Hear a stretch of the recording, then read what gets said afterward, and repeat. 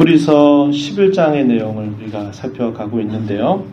우리가 계속 살피는 내용의 중요한 포인트는 참된 믿음, 살아있는 믿음, 구원함에 이르는 그 믿음은 분명한 특성을 나타내는데 그것은 두 가지다. 근데 사실상 이 두 가지 내용이 떨어지지 않는다. 그랬습니다.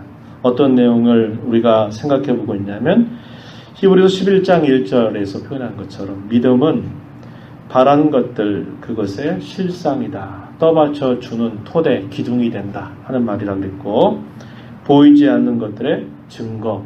그래서 이 증거란 말 대신에 확신이라고 하는 말로 바꾸어서 이해해도 좋다. 이런 내용들을 소개하고 앞선 믿음의 선배들이 그들의 인생 속에서 어떻게 이러한 신앙의 모습을 드러내면서 하나님께 참 내 믿음이 참 올바르다, 좋다 이렇게 인정을 받았는가 하는 것들을 우리가 살펴가고 있는데 우리가 이제까지 살펴왔었던 내용들은 족장 시대 이전에 있었던 인물들이 어떻게 이런 믿음의 특성을 드러냈었는지 그리고 우리가 한 두 번에 걸쳐서는 족장들이 어떻게 그들의 신앙을 드러냈었는지 쭉 살펴왔습니다. 오늘 우리가 살피는 내용은 족장 시대 이후에 대표적인 인물이 모세죠. 모세가 어떻게 하나님을 섬겼는가, 그의 생애 속에서 그가 어떠한 믿음을 드러냈었는가 하는 것에 대한 이야기들을 오늘 우리가 살피게 되고요. 모세의 뒤를 이어서 여호수아가 이스라엘 백성들을 이제 가나안 땅으로 들여가는 과정에서 두 가지 예를 또 사도는 설명해 주고 있는데 하나의 예는 가나안 땅에 들어서자마자 가장 첫 번째 만났던 큰 어려움, 난공불락, 아주 견고한 성으로 알려져 있었던 여리고성을 어떻게 무너뜨렸는가 하는 이야기와 그런 과정이 있기 전후에 당시에 정탐꾼 2명이 이 여리고성을 정탐하는 과정에서 만났던 기생 라합이 어떻게 그의 믿음을 보였고 그래서 그들이 구원받은 백성의 반열에 들어오게 되었는가 이 두 가지 예를 소개해 주는 겁니다. 그 내용들을 우리가 살펴보면서 이런 면에서 이러한 신앙의 좋은 면모들을 잘 보여주었구나 하는 것들을 우리가 생각해 보게 될 것입니다. 모세에 관계된 내용이 비교적 길게 소개되는데 본문 23절부터 29절까지 길게 소개가 되고요. 그리고 30절과 31절 내용은 가나안 정복 시기에 있었던 두 가지 예를 들고 있는 것, 그것을 우리가 보게 될 것입니다. 먼저 모세에 대해서 먼저 생각을 해보죠. 모세에 대한 소개에 앞서서 그의 출생과 더불어 모세의 부모님들 또한 그들이 믿음으로 하나님 앞에 이렇게 행하였던 것을 이야기해 줍니다. 23절 내용에 보면 소개가 되는데요. 23절에 믿음으로 모세가 났을 때 그 부모가 아름다운 아이임을 보고 석 달 동안 숨겨 왕의 명령을 무서워하지 아니하였다. 여기에서 누가 주인공이 되냐면 모세의 부모를 말합니다. 모세가 태어났을 때 그 당시 상황이 어떤 상황이었는지 아마 여러분 기억하실 거예요.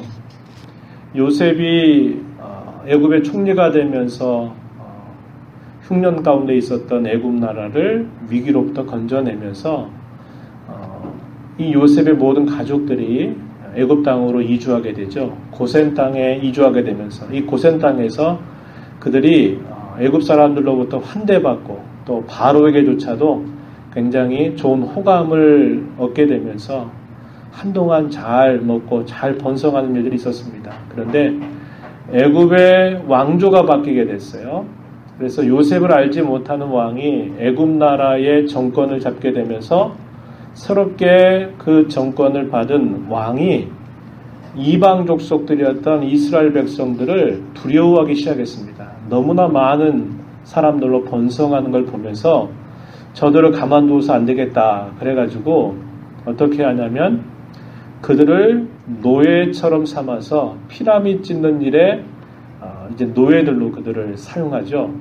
그리고 또 하나가 뭐냐면 히브리 남자들이 출생하거들랑 산파들을 시켜가지고 그들은 다 죽여버려라. 여자들은 살려주고 남자아이들은 다 죽여라. 그래서 이 히브리 남자 말살 정책을 한편으로는 펼쳐가는 상황이었어요. 그래서 그런 상황 속에서 이 레위 지파 가운데 모세의 부모가 이 모세를 낳는데 이 아이가 보니까 아름다운 아이라 그랬는데 다른 말로는 보통 사람과 좀 다른 아이였다 이렇게 이해되기도 하고 또 다른 표현이면 뭐냐면 하나님께로부터 은총을 입은 사실을 발견하고서는 이 아이를 그 부모가 목숨을 걸고 이 아이의 생명을 지켜갑니다. 발각되는 순간 죽음입니다. 그런데 부모는 그 아이가 남다르다는 것, 하나님께로부터 특별한 은총을 입은 아이라고 하는 것을 알고서는 3개월 동안을 그 아이를 보호하면서 목숨을 걸고 그 아이를 기르는 일을 하게 된 겁니다. 그 이야기를 이야기하면서 그것이 그냥 내가 낳은 자식이니까 내 낳은 자식 지켜야 되겠다 하는 보통 부모가 갖는 그런 정도의 마음이 아니라 사도는 말하기를 그것이 믿음으로 행한 일이다 라고 이렇게 설명해 주고 있다는 겁니다. 출애굽기 1장 22절 말씀에 보면은 이런 말씀을 우리가 읽어요. 그러므로 바로는 애굽 왕의 통칭입니다. 통칭. 왕을 부르는 통칭이에요. 그러니까 바로는 바로가 아니고 또 다른 이름인 게 아니라 애굽의 왕을 부를 때 바로라고 이렇게 불러요. 파라오 그러죠. 그러므로 바로가 그의 모든 백성에게 명령하여 이르되 아들이 태어나거든 너희는 그를 나일강에 던지고 딸이거든 살려두라 하였더라. 처음에는 이방인이기 때문에 애굽인들이 부정하다고 생각해요. 그래서 그들을 고센 땅이라고 하는 곳에 정착하도록 하고는 그들과 더불어 이렇게 교류를 하고 한 것에 대해서는 굉장히 부정적인 생각이 있어요. 왜냐하면 이방인이거든요. 애굽 사람들이 봤을 때 이스라엘 백성들은 이방인들이에요. 그러니까 이방 사람들이기 때문에 그 이방 사람이 낳은 아이들을 애굽 사람들이 받아줄 수가 없어요. 그러니까 처음에 이 이스라엘 백성들을 받아주는 사람, 산파라 그러죠. 이 산파를 그 이스라엘 사람 중에 이 산파를 세워서 그 산파에게 명령을 내린 거예요. 바로가. 그래서 남자아이거든 죽이고 여자아이든 살려라 명령을 내리는데 이 산파가 어떻게 합니까? 그도 그렇게 하지 않아요. 그렇게 하지 않고 히브리 남자아이들을 죽이지 않고 살려냅니다. 그리고서는 거짓말을 해요. 그러니까 안 되겠다 싶으니까 이 바로가 히브리 산파들에 맡기면 안 되겠다. 그러니까 이제 어떻게 하냐면 애굽 백성들에게 너희가 혹시 히브리 남자아이를 보거든 그를 죽여도 된다. 죽여버려라. 이런 명령을 내렸다는 겁니다. 그러니까 말씀드린 것처럼 발각되는 순간 곧 죽음이에요. 죽여도 잘했다고 할 만큼 그런 상황이었다는 겁니다. 그런 상황 속에서 이들이 어떻게 했느냐. 믿음으로 그 아이의 목숨을 지켰다는 겁니다. 출애굽기 2장 1절 2절 말씀에 보면은 레위 가족 중 한 사람이 가서 레위 여자에게 장가들어 그 여자가 임신하여 아들을 낳으니 그가 잘생긴 것을 보고 석 달 동안 그를 숨겼다. 실제 그 내용을 보게 되면 그냥 잘난 자식 내가 지켜야 되겠다 이런 정도로 생각할 수 있지만은 히브리서 여기 11장 23절에서 그 내용을 설명해 주기를 아름다운 아이임을 보았다 그랬죠. 그 의미가 뭐라 그랬습니까? 보통 아이가 아니었더라 이렇게 말한 거고 또 좀 더 원문에 가까운 말은 하나님께로부터 은총을 입은 아이라 이렇게 소개하고 있다는 겁니다. 그래서 그 아이를 보고 목숨을 걸고 그를 지켰던 그것도 믿음에 의한 것이다 이렇게 소개를 해주고 있어요. 실제로 당시에 보이는 왕보다도 보이지 않는 하나님을 경외하였기에 그런 순종의 결단을 할 수 있었음을 이야기해 준 겁니다. 그 다음에 이제 24절부터 쭉 설명되는 내용은 모세에 대한 이야기입니다. 이 모세는 몇 살을 살았나요? 124를 살다가 건강함에도 불구하고 하나님 품으로 안겼죠. 그런데 이 모세의 120년이라고 하는 시간을 세 가지로, 세 시기로 나눠볼 수 있어요. 40년, 초기 40년 동안에는 애굽의 왕정 생활을 하면서 애굽의 학문과 재주와 기술을 바로 공주의 양아들로서 그가 지냈던 시간, 이게 40년입니다. 그리고 중기라고 볼 수 있는 또 40년, 이때는 미디안에서 광야 생활을 하는 목자로서 그가 40년을 보내게 되죠. 그리고 마지막 40년은 그가 하나님께로부터 부름받아가지고 이스라엘 백성들을 애굽에서 이끌어서 하나님이 약속하신 땅 가나안으로 인도에 가는 과정 40년. 그래서 120년을 40, 40, 40 이렇게 나눠볼 수 있는데, 오늘 우리가 읽은 본문 24절로부터 26절의 내용은 처음 40년 애굽의 왕정 40년을 보내고 난 다음에 있었던 이야기를 기록해 주고 있어요. 그 이야기가 뭐냐? 모세가 바로의 공주의 양아들로 40년 동안 궁정 생활을 하게 되지만 그는 처음에 누구에게서 자라게 되냐면 그의 유모로부터 자라는데, 이 유모가 누굽니까? 모세의 어머니죠. 모세의 어머니가 유모로 들어가서 그 아이를 유모처럼 속이고 젖을 먹이면서 키워요. 그런데 이 모세가 이 유모의 젖을 먹으면서 신앙교육을 받았던 게 분명합니다. 왜냐? 그가 40년 궁정 생활을 마치게 되면서 그가 했던 그 행동은 갑자기 뜬금없이 나타난 일이 아니라 부모가 그에게 끊임없이 젖을 먹이면서 그 아이를 신앙으로 길렀다는 것을 나타내주는 행동을 한 거예요. 그게 뭐냐면 그가 이제 왕궁의 40년 생활을 보내고 나서 그는 이전과 다른 삶을 선택하는데 사도는 소개하기를 모세가 하나님을 섬기기 위해서 세상의 위로나 안전, 세상의 즐거움을 거절하고 자신의 믿음을 분명하게 드러냈다. 이렇게 소개해 줍니다. 24절 말씀 한번 보시겠습니까? 함께 우리 읽어보도록 합니다.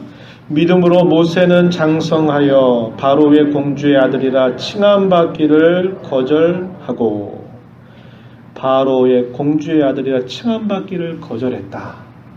그 말은 그동안의 그 모든 것들을 자기가 정리하고 이제 자기는 다른 삶을 살겠다고 선택했다. 그것을 이렇게 말해 주는 겁니다. 실제로 어떤 사건이 있었는가, 그 실제의 기록을 보면 이 내용을 우리가 좀 받아들이는 게 쉽지 않아요. 왜냐하면 실제 내용에서는 그런 내용이 소개가 안 돼요. 실제 내용이 어디서 확인할 수 있냐면 출애굽기 2장 11절 12절 말씀에 보면은 이러한 기록이 되어 있습니다. 모세가 장성한 후에 한 번은 자기 형제들에게 나가서 그들이 고되게 노동하는 것을 보더니 어떤 애굽 사람이 한 히브리 사람 곧 자기 형제를 치는 것을 본지라. 좌우를 살펴 사람이 없음을 보고 그 애굽 사람을 쳐 죽여 모래 속에 감추니라. 겉으로 그가 한 행동은 뭐냐면 자기의 동족을 괴롭혔던 애굽 사람을 쳐서 그를 조용히 모래 속에 감춘 일이었다는 겁니다. 그런데 모세가 한 그 마음의 생각이 어떠했는가에 대해서는 실제 이 출애굽기에서는 설명해 주지 않아요. 그런데 히브리서 11장에서는 어떤 마음으로 했다는 겁니까? 믿음으로 그가 애굽의 바로의 공주의 양아들로 지내는 것을 거절하고 자기가 새로운 삶을 살겠다. 자기 백성들과 더불어 내 인생을 살아가겠다고 하는 그런 믿음의 결단이 있었다는 것을 소개해 줍니다. 그래서 그의 의도는 어떤 의도였냐면 하나님의 백성과 함께하겠다. 내 고통받는 내 백성들과 내가 함께하겠다 하는 그런 의도를 가지고 한 일인데 실제적으로 어떤 일이 발생됐냐면 자기 동족으로부터 너 우리까지 죽이려고 하냐 그렇게 하면서 갑자기 살인자로 그가 낙인이 찍히게 되면서 그가 그 동족들과 함께 할 수가 없었습니다. 그의 동기와 의도는 굉장히 좋은 것이었음에도 불구하고 실제로 벌어진 일은 그는 살인자로 낙에 찍혀서 그 동족들 가운데서 또 애국 가운데서도 거할 수 없는 처지가 돼서 그가 미디안이라고 하는 것으로 도망자로서 40년을 보내게 되는 그런 일을 맡게 된 것입니다. 하나님의 생각과 모세 생각이 달랐던 거예요. 분명히 차이가 있었죠. 모세는 이제 자기가 애국에 40년 동안 배웠던 것을 이제 나는 내 백성들을 위해서 나는 살겠다고 하는 그런 다짐을 갖고 믿음의 어떤 행위를 한 것인데, 하나님은 아니야, 때를 기다려라, 네 생각은 그럴지라도 내 계획은 그게 아니야 하면서 이 모세를 광야 40년 동안 보내게 하시는 일들을 한 겁니다. 그럼에도 불구하고 사도는 이 모세의 이런 행동의 동기가 뭐였고 그의 자세가 무엇이었는가를 소개하면서 그의 태도를 대단히 높게 평가해주고 있다는 겁니다. 본문 25절 26절 말씀을 한번 보시죠. 도리어 하나님의 백성과 함께 고난받기를 잠시 죄악의 낙을 누리는 것보다 더 좋아하고 그리스도를 위하여 받는 수모를 애굽의 모든 보화보다 더 큰 재물로 여겼으니 상 주심을 바라봄이라. 히브리 그 출애굽기에서 우리가 살펴보기 어려운 그런 표현이 여기에 그대로 설명이 되고 있음을 우리가 보게 되는 겁니다. 자, 하나님의 백성과 함께 고난받는 것을 자기가 잠시 죄악의 낙을 누리는 것보다 더 좋아했다, 이렇게 말했죠.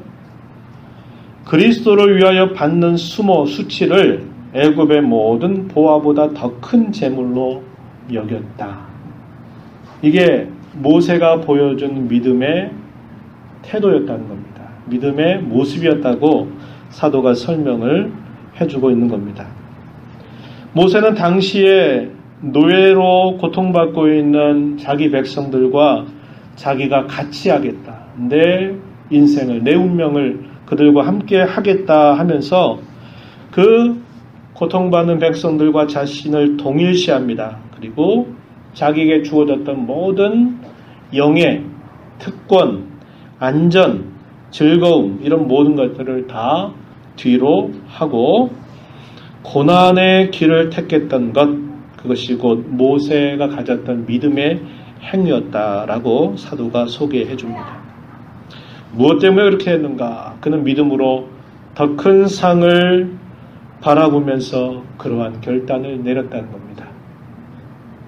그 상이 보이지 않고 손에 잡히지 않고 그 어떤 것도 분명하게 확신하기 어려운 그런 상황 속에서 그는 믿음을 가지고 바라는 것들이 분명히 이루어질 것을 그는 바라보았고 보이지 않는 것들에 대한 분명한 확신을 가지고 그러한 결단을 그가 내렸다라고 이렇게 사도가 소개해주고 있는 겁니다. 그것이 모든 시대를 사는 하나님의 백성들에게 주는 굉장한 도전입니다. 잠시 누리는 세상의 낙보다 뭘 더 좋아했다고요? 하나님의 백성과 함께 고난받는 걸 더 좋아했고, 그리스도를 위하여 받는 수모라는 말은 어떤 말이냐면 그리스도를 믿고 하나님을 섬기는 하나님의 백성들과 더불어 함께 고난과 어려움의 생활을 그가 받아들이는 것을 두고 그리스도를 위하여 받는 수모라, 이렇게 표현한 겁니다. 그가 실제로 그리스도를 바라보고 그리스도를 알았기 때문에 그렇게 했다, 그런 뜻이라기보다는 그가 하나님의 백성과 더불어서 자기를 동일시해서 그 받는 그 수모를, 자기의 모든 특권들을 다 버리고 그것을 애굽의 어떠한 보화보다도 더 큰 재물로 여겼다, 이렇게 표현하고 있는 겁니다. 27절부터 29절의 내용에서는 마지막 40년 이제 시작할 즈음에 있었던 이야기를 기록합니다. 광야 40년을 마친 다음에 하나님께서 어느 날 모세가 호렙산으로 다가오는 것을 보셨을 때 하나님이 그 호렙산의 가시떨기에 불을 붙이시죠. 그런데 분명한 것은 그 가시떨기가 타지 않는데 불이 붙어 있는 걸 보면서 모세가 깜짝 놀라서 이게 무슨 일인가 가까이 다가섭니다. 그때 하나님께서 나타나셔서 이렇게 모세를 부르시죠. 그를 부르신 다음에 이 모세를 애굽으로 가라. 거기서 내 백성들을, 너는 거기서 그 백성들을 데리고 나와라 하는 그 하나님의 명령을 그가 듣게 됩니다. 그래서 그가 하나님의 명령을 받고 그의 형이었던 아론과 함께 바로, 애굽왕 바로 앞에 찾아가서 이스라엘 백성들을 내보내라고 하나님의 말씀을 전합니다. 바로가 어떻게 하나요? 그래, 내가 기다렸다 하면서 그래, 그렇게 해라 이렇게 하지 않고 어떻게 합니까? 경노하죠. 경노하고 완강하게 거절하는 겁니다. 그런 태도 가운데, 그런 중에도 이 모세가 어떻게 합니까? 눈에 보이는 바로 왕보다도 눈에 보이지 않는 하나님을 더 두려워합니다. 본문 27절에 보면 모세는 애굽을 떠나 왕의 노함을 무서워하지 아니하고 곧 보이지 아니하는 자를 보는 것 같이 하여 참았다라고 이렇게 말합니다. 그것이 곧 믿음으로 한 행위였음을 밝혀줍니다. 얼마나 많은 공포와 두려움 속에 그가 놓여 있었을까요? 하지만 그런 두려움과 공포 속에서도 모세는 자기의 온 마음과 자기의 온 생각을 하나님께로 돌리면서 그 공포와 두려움을 견뎌내고 참아낸 것입니다. 그래서 우리는 이런 모습을 통해서 이걸 생각해 보게 돼요. 이와 같이 저와 여러분이 처해져 있는 그 상황, 그리고 하나님의 일하심 사이에 간격이 있죠, 간격.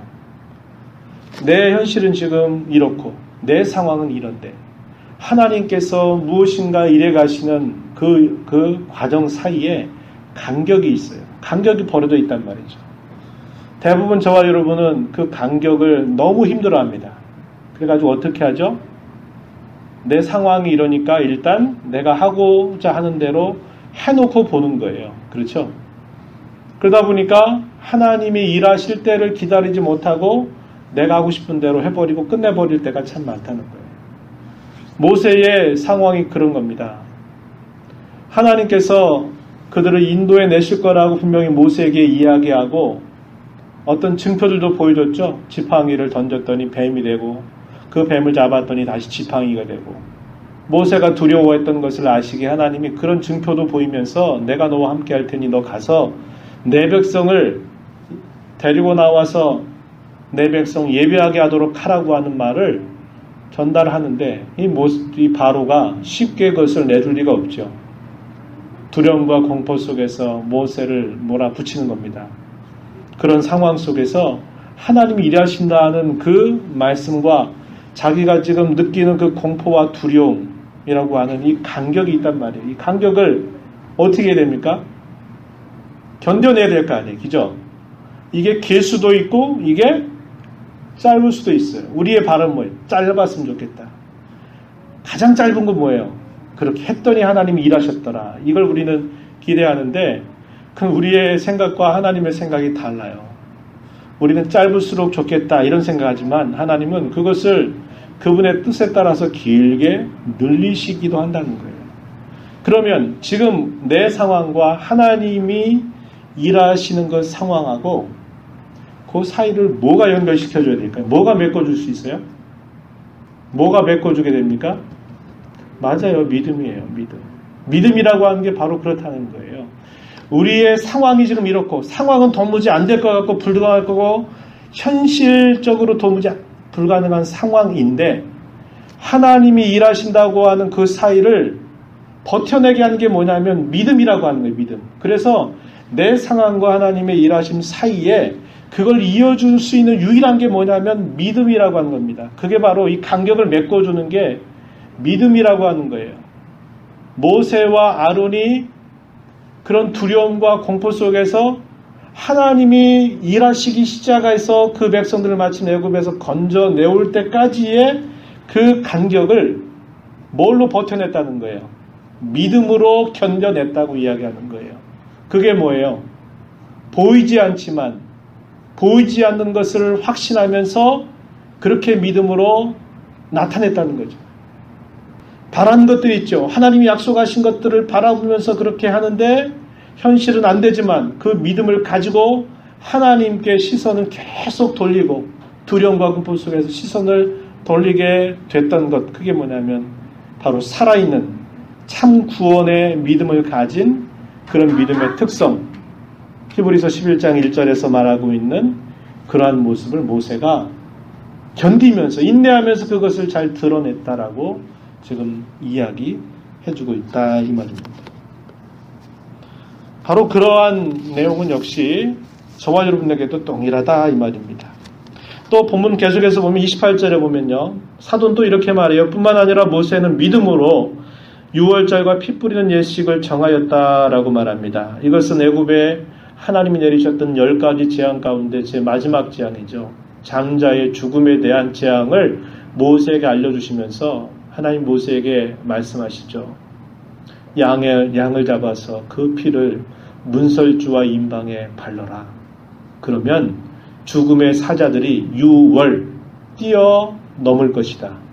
그러나 그렇게 하지 않는 모든 사람은 다 죽음의 사자에서 죽임을 당할 것이다 라고 하는 말씀을 하면서 어린 양을 잡아서 그 피를 누구든지 하라고 그랬어요. 이스라엘 백성들도 다 해야 된다 그랬어요. 애굽에 내렸던 10가지 재앙 중에 처음에는 이스라엘 백성들과 애굽의 백성들을 구별하지 않는데 이게 진행되다가 하나님 어떻게 하냐면 이스라엘 백성들이 사는 땅에는 그런 재앙이 전혀 미치지도 않고 또 애굽에 사는 백성들의 그 재앙이 미치는 도록 하면서 하나님 구별하시게 돼요. 그러나 이 장자의 죽음은 이스라엘 백성이라도 그 양의 피를 바르지 않으면 처음 난 것, 사람이든 짐승이든 다 죽음을 피할 수 없다라고 말씀하시면서 그렇게 이야기하셨던 겁니다. 그때 모세가 하나님의 명령을 받아서 이스라엘 백성들에게 전달하죠. 이스라엘 백성들은 그 명령을 따라서 어떻게 됐어요? 양을 잡아서 그 피를 문선지와 임방에 발라야만 했다라는 겁니다. 그런데 여러분 생각해 보세요. 그런 상황들 속에서 피 하나 그 바른다고 하는 게 그게 무슨 효과가 있겠는가 이렇게 생각하면 참 무모한 이야기입니다. 무모한 이야기예요. 저와 여러분은 희생제에 대한 규정을 알고 있어요. 이에 대한 구체적인 말씀이 언제 주어져요? 이때 주어진 게 아니에요. 언제 주어졌어요?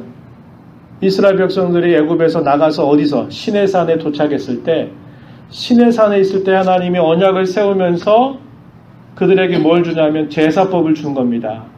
죄를 용서받는 길이 이러하고 하는 것들을 하나님께서 구체적으로 다 이야기해 주신 거예요. 그러니까 실제적으로 애굽에 있는 이스라엘 백성들이 애굽에서 나올 때 있었던 그 10번째 재앙 속에 양의 피를 발라라. 이거는 우리에겐 굉장히 익숙하지만 당시의 사람들에겐 그게 뭐예요? 엉또당또한 우스꽝스러운 이야기처럼 얼마든지 들을 수 있는 상황이었다는 거예요. 그런데 모세는 이를 하나님의 명령으로 받아서 명령했고 이스라엘 백성들은 그 명령을 받아서 우스꽝스러워 보이고 이해가 안 되지만 그렇게 했다는 거죠. 그러니까 실제로 그렇게 순종하고 나니까 실제로 그 사건이 다음날 벌어지게 된 것을 확인하면서 마침내 그 노예살이를 청산하고 이제 새로운 땅을 향해서 출발할 수 있는 시작점이 됐다는 거죠. 그걸 두고 여기 말하는 겁니다. 믿음으로 모세는 유월절과 피 뿌리는 예식을 정했다. 이렇게 이야기하고 있는 거예요. 근데 그것으로 끝난 게 아니죠. 또 오늘 본문에서 또 소개하는 내용 29절에 보면 어떤 이야기입니까? 이스라엘 백성들이 드디어 애굽에서 나와서 잘 가고 있는데 바로의 마음이 갑자기 또 돌변했어요. 우리가 어떻게 그들을 그냥 놓아주겠냐고 안 되겠다 싶어가지고 애굽에 이 군마를 해서 군마를 이끌고 다시 이스라엘 백성들 뒤에서 추격하는 겁니다. 이스라엘 백성들은 어린아이 남녀노소를 물어나고 다 걸어서 하나하나 이동하는데 거기에 말을 타고 달려오는 그 애굽의 군사들이 얼마나 빨리 쫓아오겠어요. 그걸 보니까 이스라엘 백성들이 가고 있는 그곳에 바다가 놓여 있는 겁니다. 그걸 보고 이스라엘 백성들이 얼마나 두려워하고 무서워하는지 몰라요. 그럴 때 하나님께서 이렇게 백성들에게 말하라고 이야기합니다. 모세에게 너희는 두려워하지 말고 가만히 있어서 여호와께서 오늘 너희를 위하여 행하시는 구원을 보라. 너희가 오늘 본 애굽 사람을 영원히 다시 보지 아니하리라. 여호와께서 너희를 위하여 싸우시리니 너희는 가만히 있을지니라. 출애굽기 14장 13절 14절에서 이렇게 이야기합니다. 그래서 모세가 하나님의 명령을 받아서 지팡이를 앞으로 뻗게 됐을 때 어떤 일이 생겨요? 이스라엘 진 앞에 가던 하나님의 사자가 그들의 뒤로 옮겨가매 사자가 앞서갔어요. 근데 그 앞서가던 사자가 뒤로 옮겨갔대요. 구름 기둥도 앞에서 그 뒤로 옮겨 애굽진과 이스라엘 진 사이에 이르렀으니 저쪽에는 구름과 흑암이 있고 이쪽에는 밤이 밝음으로 밤새도록 저쪽이 이쪽에 가까이 못하였더라. 모세가 바다 위로 손을 내밀매 여호와께서 큰 동풍을 밤새도록 바닷물을 물러가게 하시니 물이 갈라져 바다가 마른 땅이 된지라. 이스라엘 자손이 바다 가운데를 육지로 걸어가고 물은 그들의 좌우에 벽이 되었다. 출애굽기 14장 19절로부터 22절에 이런 하나님의 역사를 펼쳐주는 것을 우리가 보게 됩니다. 그래서 이스라엘 백성들이 모세의 말을 따라서 하나님의 약속의 말씀을 붙잡고 홍해를 육지같이 마른 땅과 같이 건넜다라고 사도가 29절에서 소개해주고 있어요. 반면에 뒤를 쫓아왔던 애굽의 군대들은 어떻게 됐습니까? 그들에게 무슨 믿음이 있겠어요? 믿음이 없었기 때문에 그 물에 수장되면서 결국 거기서 죽게 되는 그런 결과를 맞게 됐음을 이야기해 줍니다. 자, 이와 같이 이런 내용들을 쭉 종합해 보면 자신들이 처해져 있는 그 상황, 그리고 그 상황은 여전히 그 상황으로 남아있는 상태에서 하나님이 일하시겠다고 하신 그 하나님의 약속과 사이에는 항상 간격이 있다는 거예요. 간격이 있고 자리가 비어 있는 건데 그 자리를 무엇으로 다 메꾸었느냐? 믿음으로 그 자리를 메꿨다는 겁니다. 그러한 믿음의 산 증인들을 지금 사도가 당시에 모세 그리고 출애굽 당시에 있었던 몇 가지 그런 사건들을 통해서 다 믿음으로 행한 것이다. 그러한 믿음이 곧 하나님께로부터 인정받는 그런 믿음이 되었다. 이렇게 이야기해 주고 있는 겁니다. 자, 이 가나안 정복에 대한 이야기는 다음 시간에 좀 이어서 해야 될 것 같아요. 자, 오늘 우리가 이 말씀을 보면서 하나님은 항상 우리에게 믿음의 자리를 남겨두신다는 걸 기억해야 됩니다. 믿음의 자리. 하나님이 결과적으로 모든 걸 다 해주세요. 시작으로부터 그 일이 마무리될 때까지 모든 걸 다 해주시는데 우리에게 하나님이 요구하시는 게 있어요. 그게 뭐냐면 믿음이라고 하는 건데 그 믿음이 어떤 상황 속에서 우리에게 요구하시느냐? 계속 그 이야기입니다. 우리의 상황과 하나님의 일하심 사이에 간격, 틈이 항상 벌어지도록 하나님이 인도하시는데 아까 이야기한 것처럼 때로는 그 간격이 짧을 수도 있어요. 즉각적으로 하나님이 이렇게 했더니 하나님이 응하실 때가 있다 이 말이죠. 그러나 대부분의 경우는 하나님에게 시간을 두시는 거예요. 시간.